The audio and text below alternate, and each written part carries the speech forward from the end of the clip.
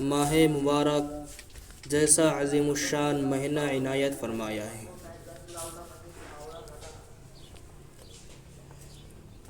اللہ تبارک و تعالیٰ کا ہم جتنا احسان اور جتنا شکر ادا کریں گے اتنا کم ہے کہ اللہ تبارک و تعالیٰ نے ہم سب کو ماہ مبارک مہینہ عطا فرمایا اور اس مہینے میں ہم کو دین کے نسبت پر ہم سب کو جمع فرمایا۔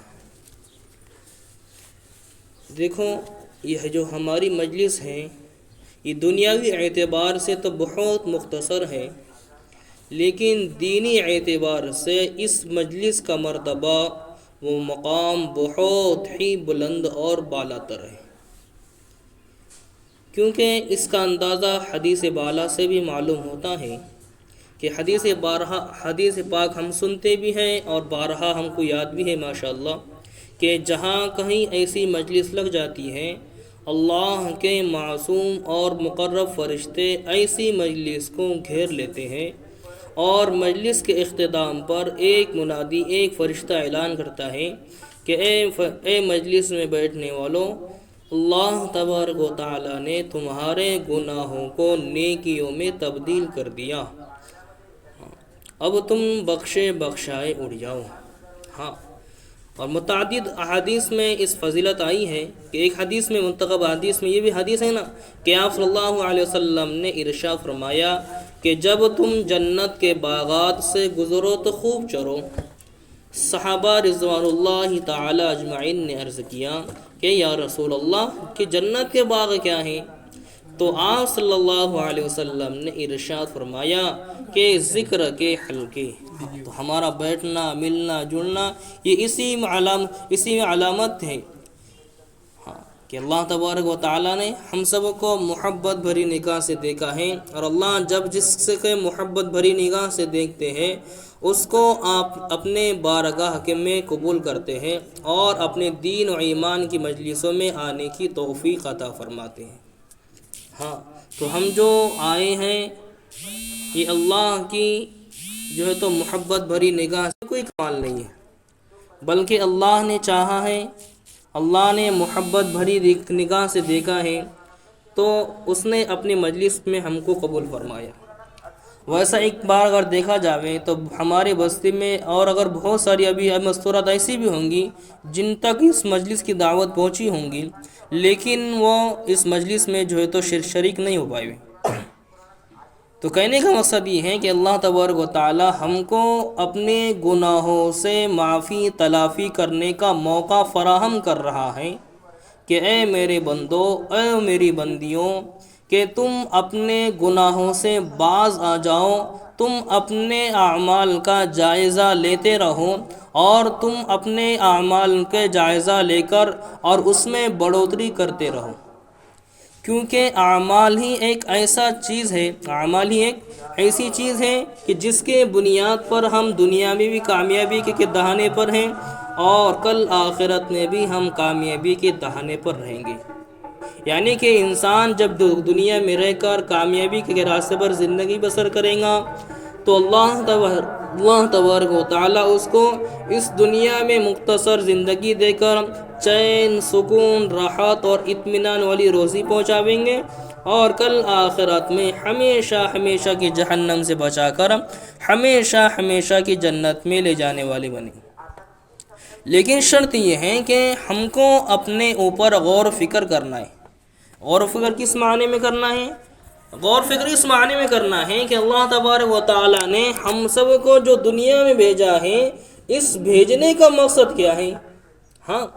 کہ جیسا کہ مثال کے طور پر میری ماں اور بہنوں، ہم کوئی بھی کام کرتے ہیں کہ جیسا کہ گھر کا کام ہو، کھیتی باڑی کا کام ہو یا کوئی بھی کام ہو، ہم کام کرنے کے پیچھے ہمارا مقصد چھپا ہوا ہوتا ہے۔ کیونکہ انسان ایک ایسی چیز ہے، ایک ایسی مخلوق، اللہ کی واحد مخلوق ایسی ہے کہ انسان بے فائدہ کبھی کام کرتا بھی نہیں، اور اگر کوئی بے فائدہ کام کرتا ہوا نظر آوے تو اس کو وہ ٹوکتا ضرور ہے۔ اسی طرح اللہ تبارک و تعالیٰ نے بھی ہم کو دنیا میں بھیجا ہے، اللہ کا بھی کوئی نہ کوئی مقصد ضرور ہے۔ اللہ نے ہم کو دنیا میں بے فائدہ بے ساختہ اور دنیا میں عیش و شرت زندگی گزارنے کے لیے نہیں پیدا کیا، بلکہ اللہ تبارک و تعالیٰ نے اپنے کلام پاک میں خود ہی ارشاد فرما دیا کہ وما خلقت الجن والانس الا لیعبدون، کہ محض ہم نے انسان اور جنات کو خالص اپنی عبادت کے لیے پیدا فرمایا ہے۔ ہاں، اللہ نے ہم کو اپنی عبادت کے لیے پیدا فرمایا ہے۔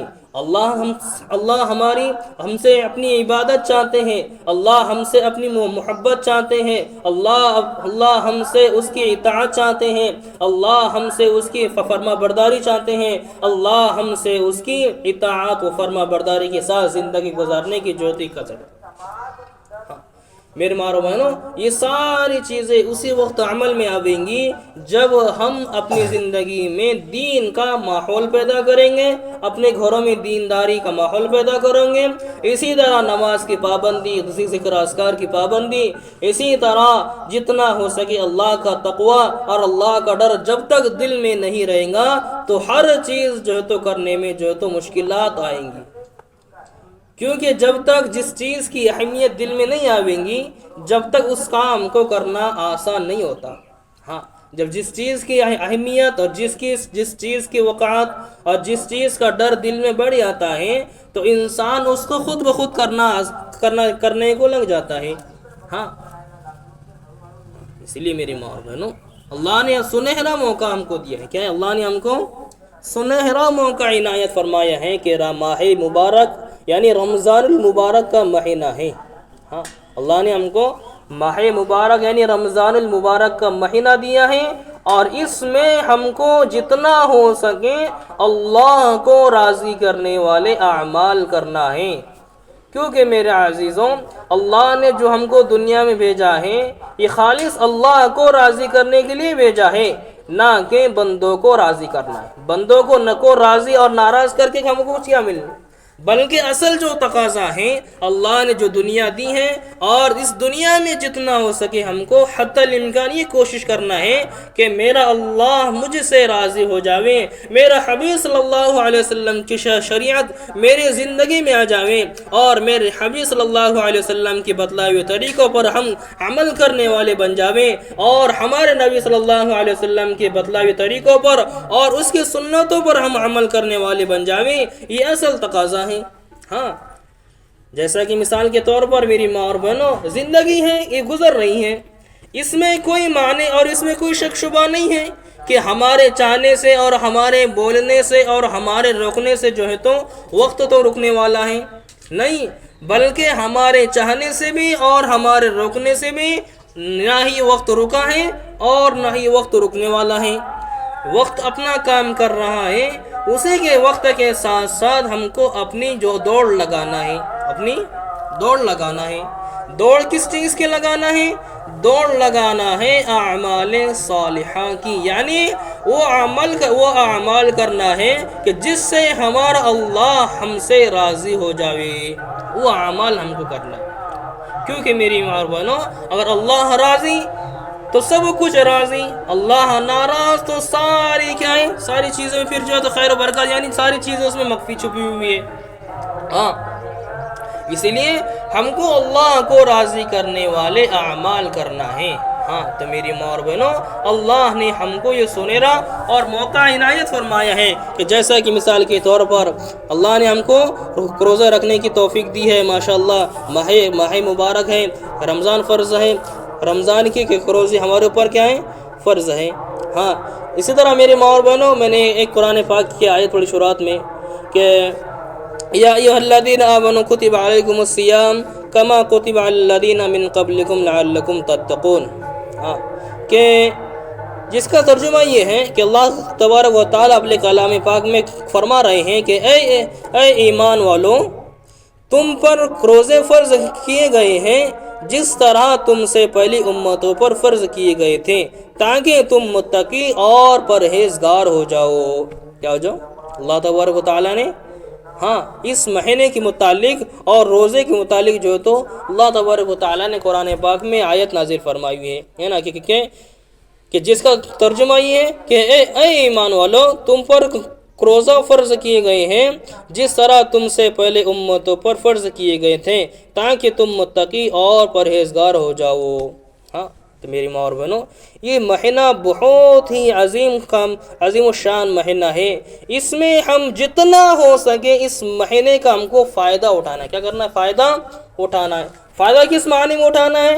کہ جیسا کہ مثال کے طور پر سب سے پہلے ہم کو روزے کا اہتمام کرنا ہے۔ کیا کرنا ہے؟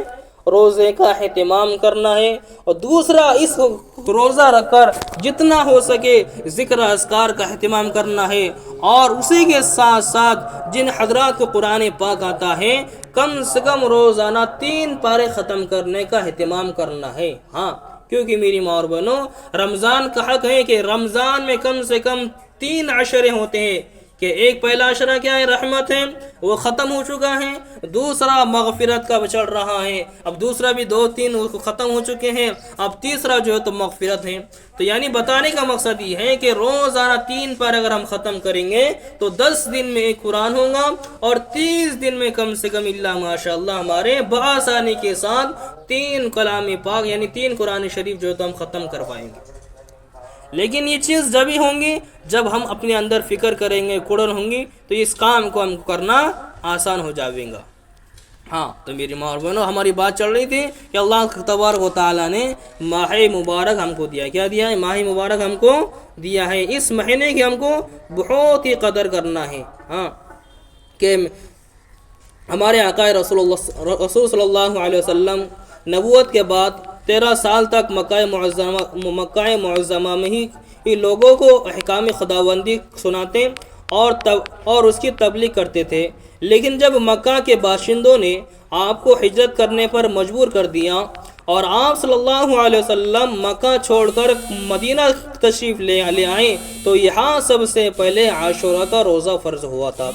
لیکن ہجرت سے 1.5 سال بعد 10 شعبان 2 ہجری کو رمضان کے روزے کو فرضیت کا حکم نازل ہوا اور یوم عاشورہ کی فرضیت کو ختم کر دی گئی، اور آپ صلی اللہ علیہ وسلم نے یہ اعلان فرمایا کہ اب جو چاہے یوم عاشورہ کا روزہ رکھیں اور جو چاہے نہ رکھیں۔ یعنی جو تو آپ صلی اللہ علیہ وسلم کو جو تو مکہ مکرمہ میں پہلے جو ہے تو شروعاتی دور میں جو ہے تو ہر طرح سے جو تو ستایا گیا، تکلیفیں دی گئی، ہاں کہ جس کی بنیاد پر آپ صلی اللہ علیہ وسلم جو ہے تو سفر کرنے پر کیا ہو گئی، وہ مجبور ہو گئے۔ تو آپ صلی اللہ علیہ وسلم نے مکہ سے مدینہ ہجرت کی۔ کہاں کی؟ مکہ سے مدینہ ہجرت کی۔ وہاں پر جو ہے تو آپ صلی اللہ علیہ وسلم نے سب سے پہلے جو ہے تو یوم عاشورہ یعنی عاشورہ کا روزے کا حکم دیا اور یوم عاشورہ کا روزہ رکھا کرتے تھے۔ لیکن کچھ دنوں کے بعد اس کی فرضیت جو تو یعنی شروعاتی دور میں یوم عاشورہ کا روزہ فرض تھا، لیکن کچھ دنوں کے بعد وہ جو ہے تو فرض سے نکل گیا، وہ جو تو سنت قرار دیا گیا۔ اس کے بعد جو ہے تو آپ صلی اللہ علیہ وسلم نے یہ حکم دیا کہ جس کو چاہے یوم عاشورہ کا روزہ رکھنا ہے وہ رکھیں، اور جس کو نہیں رکھنا ہے وہ نہیں رکھے۔ لیکن میرے عزیزوں، علماء کرام نے لکھا ہے کہ جب حضرت آدم علیہ السلام نے جنت میں وہ گیہوں کا دانہ کھایا، غور سے سننا کہ روزہ جو ہے تو روزے کی جو ہے تو شرائط اور روزہ ہم کو کہاں سے ملتا ہے، یعنی روزے کی جو ہے تو ہم کو تعویل کہاں سے ملتی ہے کہ روزہ رکھنا کہاں سے ہے، کب سے شروع ہوا اور کیسے ہوا، یہ ساری چیزیں میں بتلا رہا ہوں، بغور سماعت فرمائیں انشاءاللہ اور عمل کی نیت سے سنیں۔ ہاں کہ جب علماء کرام نے لکھا ہے کہ جب حضرت آدم علیہ السلام نے جنت میں وہ گیہوں کا دانہ پھل کھا لیا جس سے وہ اللہ سے منع جس میں اللہ نے ان کو منع فرمایا تھا، یعنی اللہ تبارک و تعالیٰ نے ان کو کیا کیا تھا، جنت میں رکھا تھا اور کہا تھا کہ تم اس درخت کے قریب مت جانا۔ لیکن کچھ دنوں کے بعد، کچھ عرصے کے بعد جو ہے تو وہ جنت کے اس درخت کے قریب چلے گئے، بلکہ اس درخت کے دانے کو بھی کھا لیا۔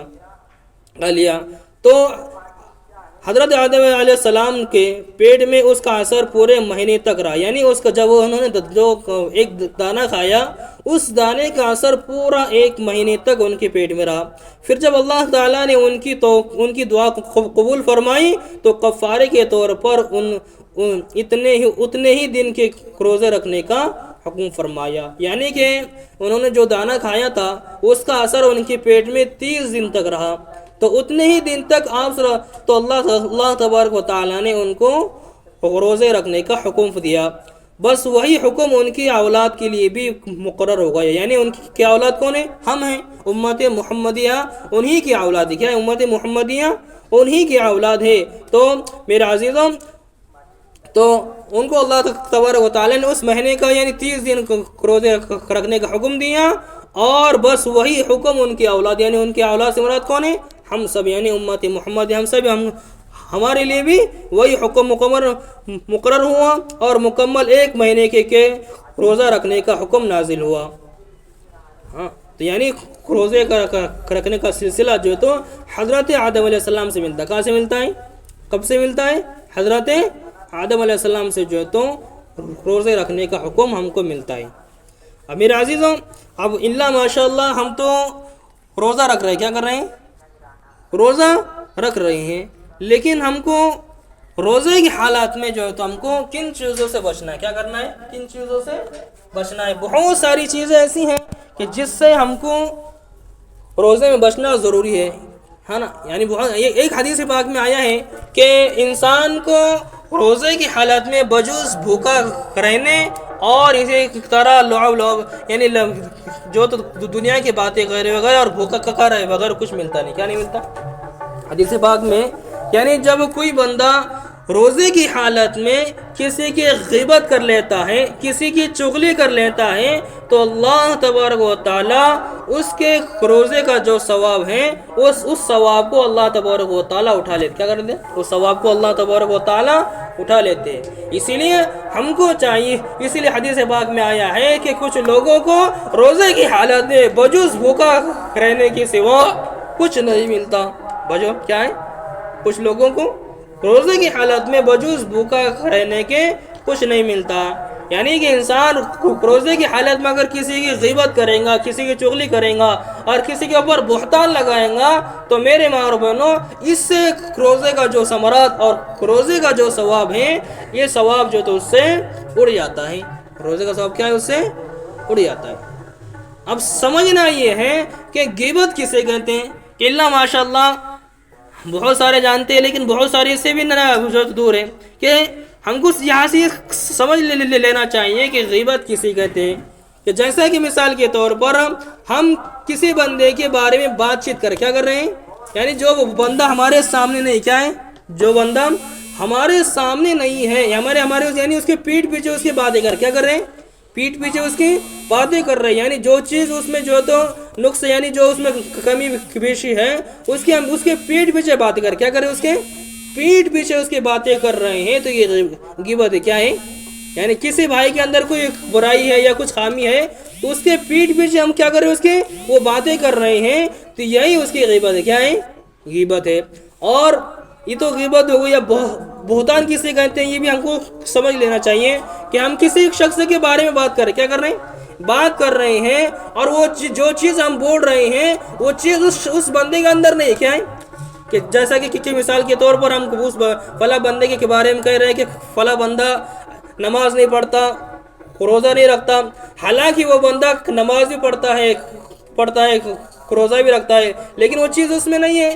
تو ہم وہ کہہ رہے ہیں جو نہیں اس میں، تو یہ کیا ہے؟ بہتان ہے. کیا ہے اس میں؟ بہتان ہے. تو اس سے بھی روزے کا ثواب جو ہے تو فاسق کیا ہو جاتا ہے؟ روزہ فاسق ہو جاتا ہے. یعنی جو روزے کا جو ثواب ملنا ہے وہ ثواب جو ہے تو روزے کا نہیں ملتا ہے. اسی کے ساتھ ساتھ میرے عزیزوں، ہم کو جتنا ہو سکے روزے کی حالت میں جھوٹ بولنے سے پرہیز کرنا ہے. کیا کرنا ہے؟ جھوٹ سے ہم کو بچنا ہے. کیا کرنا ہے؟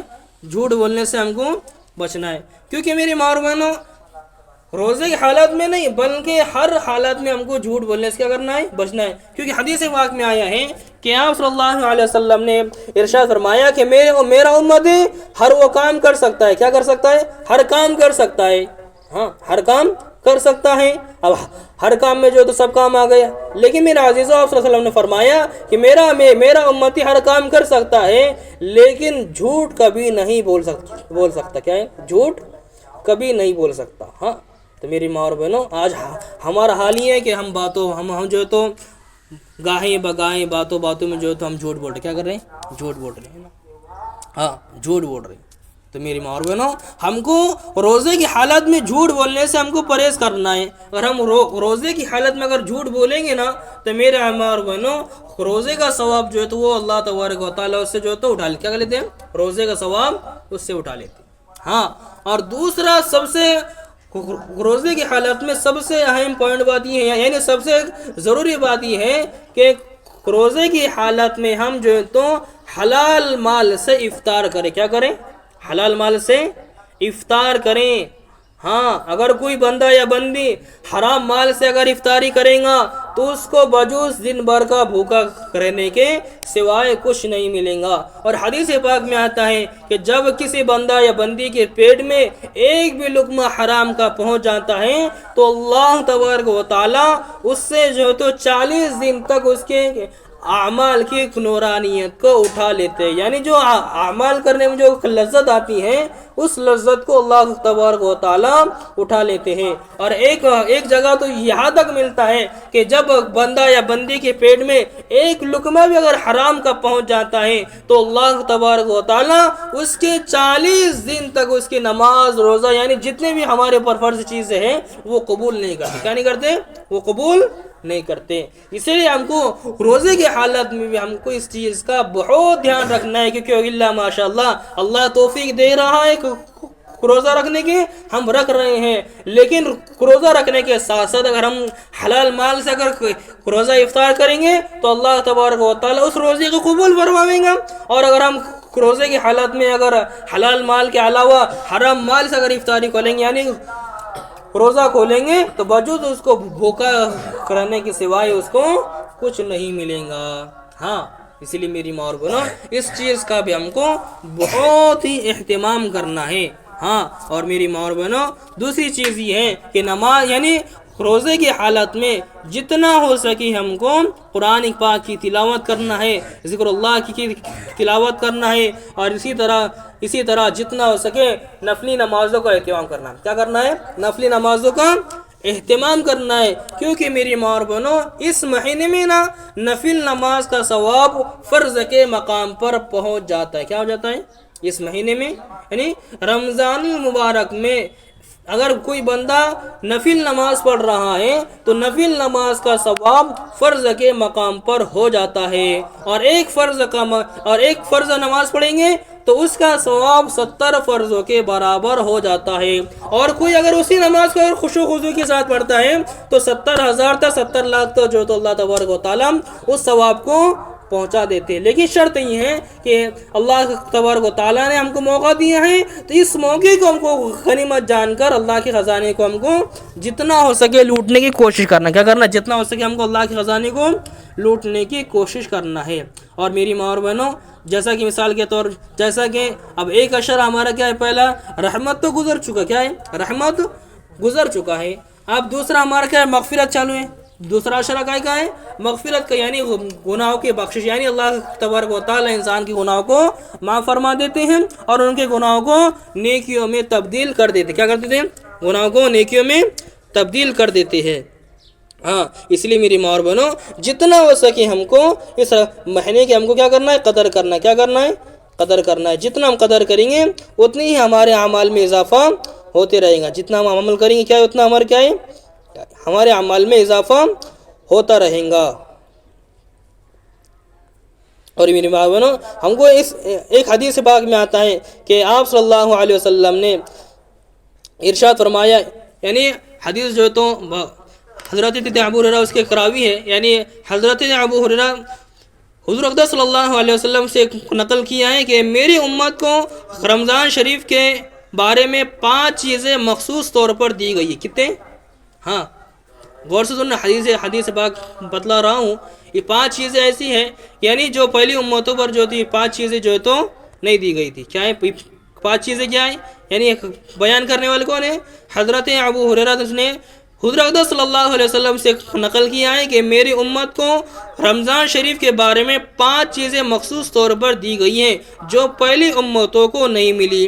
نمبر 1 یہ کہ ان کے منہ کی بدبو اللہ کے نزدیک مشک سے زیادہ پسندیدہ ہے. یعنی جب بندہ روزہ رکھتا ہے اور روزے کی حالت میں جو انسان کے منہ سے جو بدبو آتی ہے وہ اللہ کے نزدیک مشک سے بھی زیادہ پسند ہے. کیا ہے؟ روزے کی حالت میں انسان کے منہ یعنی منہ سے جو وہ بدبو آتی ہے یعنی جو بباس آتی ہے وہ اللہ کے نزدیک مشک سے بھی زیادہ پسند ہے. کیا ہے؟ مشک سے بھی زیادہ پسندیدہ ہے. ہاں. اور دوسرا یہ کہ ان کے لیے دریا کی مچھلیاں تک دعا کرتی. کیا کرتی ہیں؟ ان کے لیے یعنی جو شخص روزہ رکھتا ہے ان کے لیے دریا کی مچھلیاں تک دعا کرتی ہیں اور افطار کے وقت تک کرتی رہتی. کب تک رہتی ہیں؟ ہاں، جب تک بندہ یا بندی جب تک یعنی سحری کرتی ہیں، سحر سے فارغ ہو کر افطار تک جو ہے تو جب تک ہے نا سمندر کی مچھلیاں بھی اس کے لیے دعائیں مغفرت کرتی ہیں. اور تیسری چیز یعنی روزے دار کے لیے تیسری چیز کیا ہے کہ جنت ہر روز ان کے لیے آراستہ کی جاتی. کیا دی؟ جنت ان کے لیے ہر روز یعنی جنت کو روزانہ روزے داروں کے لیے سجایا. کیا جائے؟ جنت کو روزانہ روزے داروں کے لیے سجایا جاتا ہے. پھر حق تعالی شانو فرماتے ہیں کہ قریب ہے کہ میرے نیک بندے دنیا کی مشقتیں اپنے اوپر جو ہے تو لے آئے. کیا کریں؟ اپنے اوپر پھینک کر تیری طرف آوے.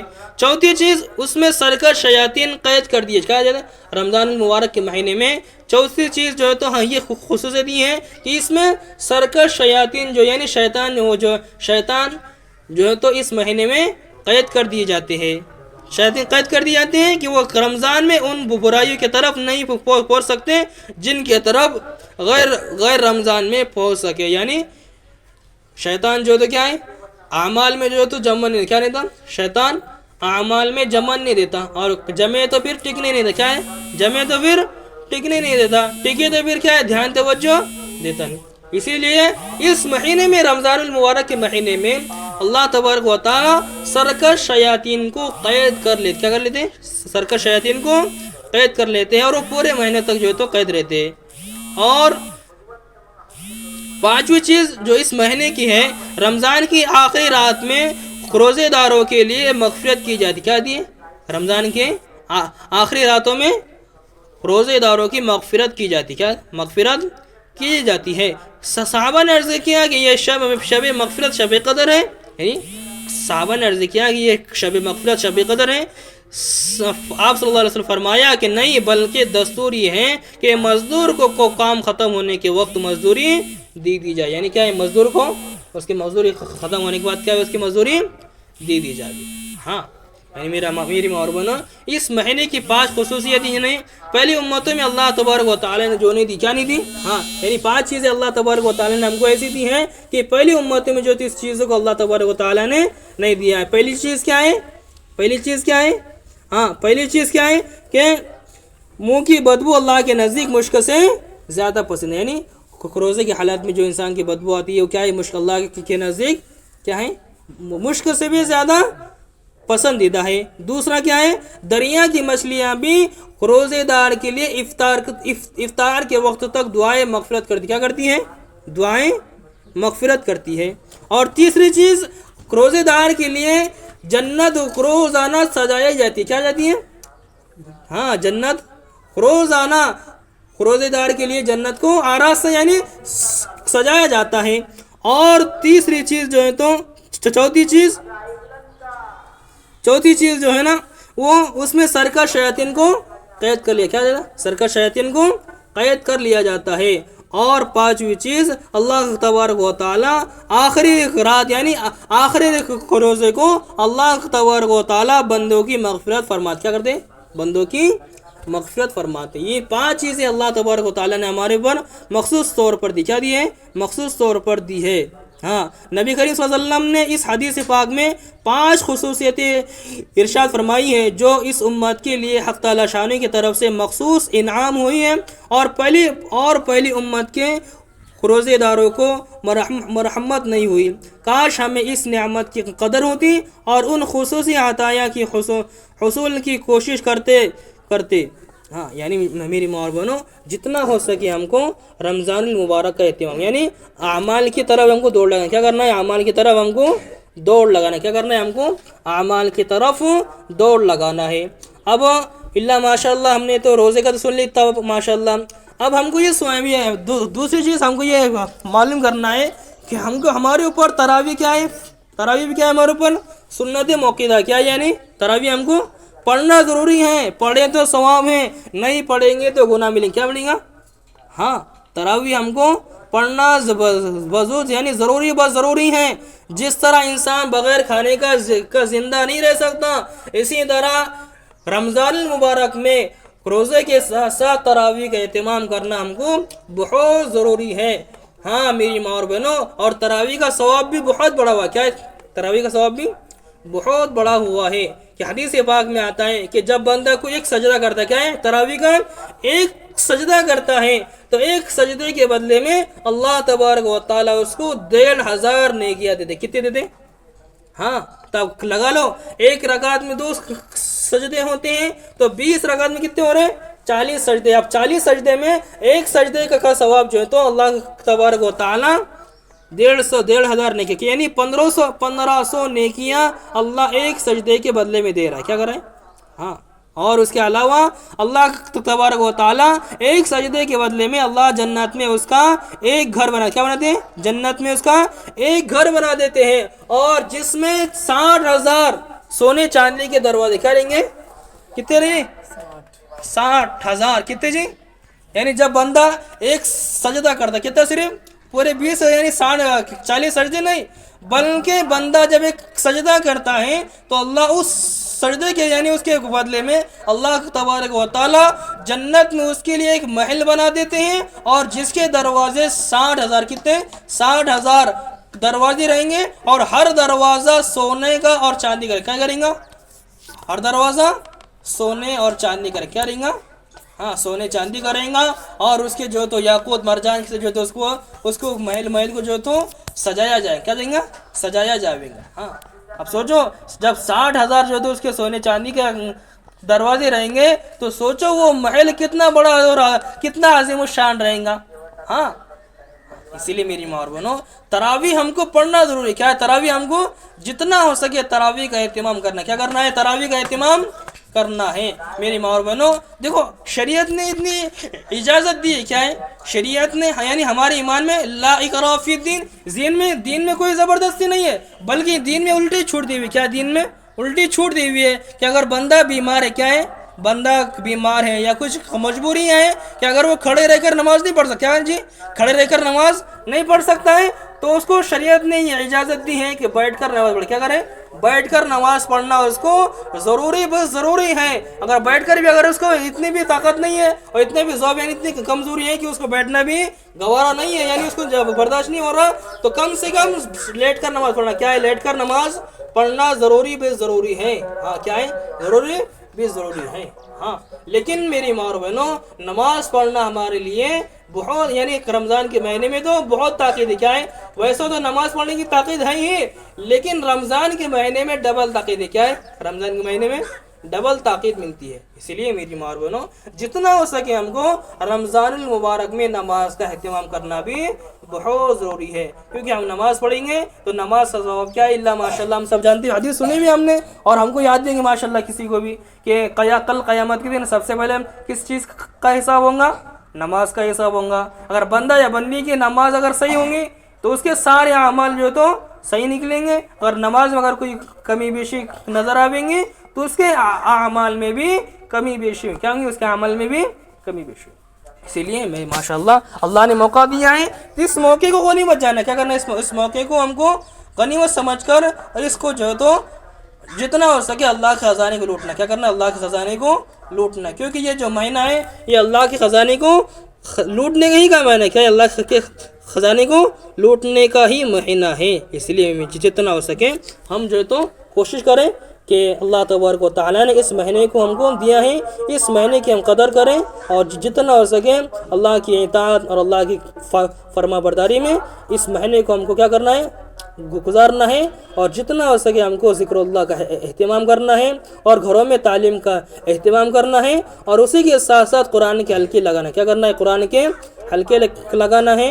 और उसी के साथ साथ हमको ये एक काम ये करना है कि रोज़ाना जिसको कुरान आती है, आखिरी दर्जे में अगर ज़्यादा ही मसरूफियात, अगर घर के काम काज ज़्यादा है तो कम से कम रोज़ाना एक पारा ज़रूर पढ़े। और जिसको कुरान नहीं आता तो वो दुरूद शरीफ कहते हैं, क्या करे, दुरूद शरीफ का एक उसका चार्ट बना दे कि मैं फलाना दिन जो है तो 10,000 दुरूद शरीफ पढ़ूंगी, ये फलाना रोज़े को मैं 10,000 जो तो अस्तगफिरुल्लाह पढ़ूंगी। इस तरह अगर हम चार्ट बना देंगे तो कोई मुश्किल नहीं है। और 10,000 जो है तो कोई मुश्किल नहीं है। इंसान जो है तो 5 मिनट बैठता है तो 1000 मरतबा जो है तो दुरूद शरीफ पढ़ लेता है कि नहीं पढ़ लेता है। हाँ, इसीलिए मेरी मारूँ जितना हो सके दुरूद शरीफ का भी एहतमाम करना है। किसको, जिसको कुरान नहीं आती वही दुरूद शरीफ का एहतमाम करे खाली वक्त में जितना हो सके। और जिसको कुरान आती वो पहले फुर्सत में जो है तो रोज़ाना 3 बारें पढ़े। और अगर काम का ज़्यादा है तो कम से कम रोज़ाना 1 पारा पढ़ने की कोशिश करे। और रोज़े के हालात में सबसे अहम ज़रूरी बात यह है कि पर्दे कहते हैं, क्या हो जी, पर्दे का एहतमाम हो। और दूसरी चीज़ निगाहों की हिफाजत, क्या जी, क्योंकि निगाह क्या है, शैतान की तीरों में से एक तीर है ना। इसीलिए जितना हो सके हमको पर्दे का एहतमाम करना है और जितना हो सके हमको निगाहों की हिफाजत करना, क्या करना है, निगाहों की हिफाजत करना करेंगे इंशाअल्लाह। अल्लाह ताला से दुआ है कि अल्लाह ताला हम सब को सुनने करने से अमल करने की तौफीक अता फरमाए, गलती कोताही को दरगुजर फरमाए। और अल्लाह तबारक व तआला हमको इस महीने की कदर करने वाला बनाए और इसमें हमको आमाल करने वाला तौफीक फरमाए। हाँ देखो, अल्लाह माशाल्लाह आज हमारा हाल ये है कि अल्लाह माशाल्लाह हम तो नमाज़ पढ़ रहे, क्या कर रहे हैं, लेकिन हमारे मर्द हजरात जो है ना नमाज से दूर है। क्या है आज हमारे मर्द हजरात जो नमाज से दूर है ना, उनको तलकीन करो, क्या करो, तलकीन करो कि नमाज पढ़ो। नमाज क्योंकि मेरे माँ और बहनों कल क़यामत के दिन नमाज ही ऐसी चीज़ है जो काम आने वाली है। नमाज अगर हम एहतमाम नहीं करेंगे तो फिर क्या है, इस मुख्तसर ज़िंदगी में हम खसारा उठाना पड़ेगा और कल क़यामत के दिन में हमको क्या है, खसारा उठाना पड़ेगा। इसीलिए मेरी माँ और बहनों आपसे दरख्वास्त है कि सबसे पहले ख़ुद भी नमाज का एहतमाम करें और अपने बच्चों की भी जो नमाज का एहतमाम करावें और अपने घर वालों के भी ताक़ीद के साथ नमाज का जो है तो नमाज भेजेंगे इंशाअल्लाह।